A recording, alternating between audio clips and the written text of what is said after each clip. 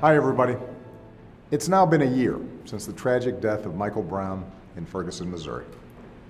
His death, along with the events in Cleveland, Staten Island, Baltimore, Cincinnati, and other communities, sparked protests and soul-searching all across our country. Over the past year, we've come to see more clearly than ever the frustration in many communities of color and the feeling that our laws can be applied unevenly.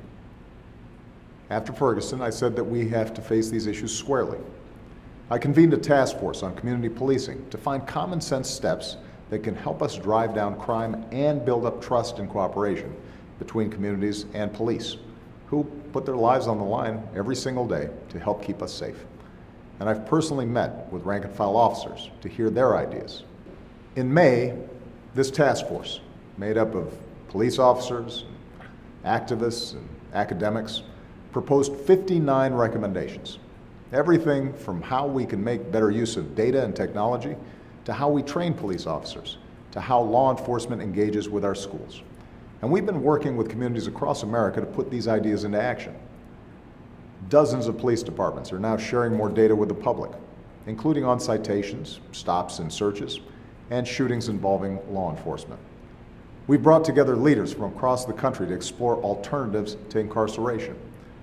The Justice Department has begun pilot programs to help police use body cameras and collect data on the use of force. This fall, the department will award more than $160 million in grants to support law enforcement and community organizations that are working to improve policing.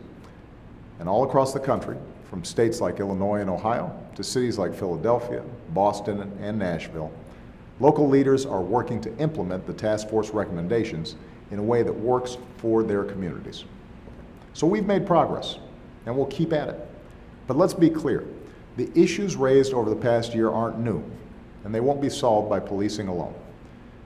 We simply can't ask our police to contain and control issues that the rest of us aren't willing to address as a society.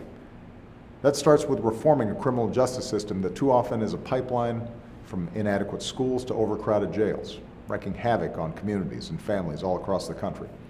So we need Congress to reform our federal sentencing laws for nonviolent drug offenders. We need to keep working to help more prisoners take steps to turn their lives around so they can contribute to their communities after they've served their time. More broadly, we need to truly invest in our children and our communities so that more young people see a better path for their lives. That means investing in early childhood education, job training, pathways to college. It means dealing honestly with issues of race, poverty, and class that leave too many communities feeling isolated and segregated from greater opportunity.